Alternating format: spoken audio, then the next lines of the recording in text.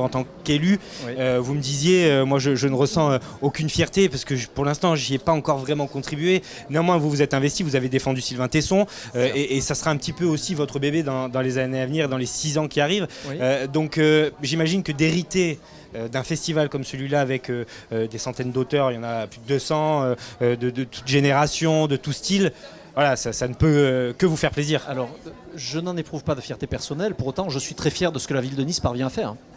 Parmi, je crois, les 1200 événements annuels qui sont organisés par la ville de Nice, le Festival du Livre est quelque chose, un événement incontournable, et je trouve que c'est une prouesse à la fois technique, mais aussi humaine, d'arriver à rassembler des hommes et des femmes aussi divers, avec autant de talent, et les présenter aux Niçois et leur permettre d'être en relation directe avec eux, je trouve ça simplement extraordinaire.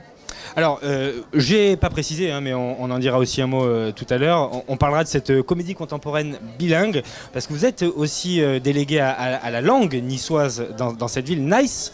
Et bien là, vous nous parlerez un petit peu de cet anglicisme.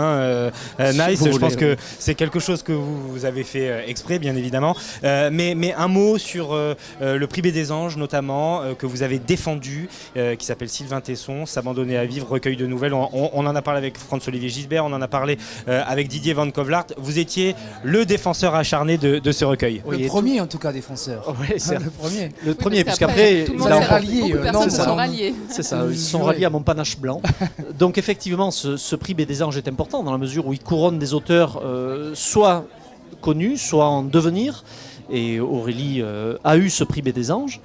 Je crois qu'il est important pour nous de montrer que ce prix a une valeur véritable littéraire au niveau national. Et Sylvain Tesson, c'en est à mon avis un emblème majeur dans la mesure où c'est un auteur reconnu. C'est quelqu'un qui a fait cette fois-ci un ouvrage totalement inattendu et quand même, signalons quand même que c'est un recueil de nouvelles. Oui. C'est assez rare que ce soit un recueil de nouvelles qui soit primé. Il disait hier, lors d'un déjeuner, que le recueil de nouvelles, c'est finalement une politesse à l'égard du lecteur, que l'on n'ennuie pas trop longtemps.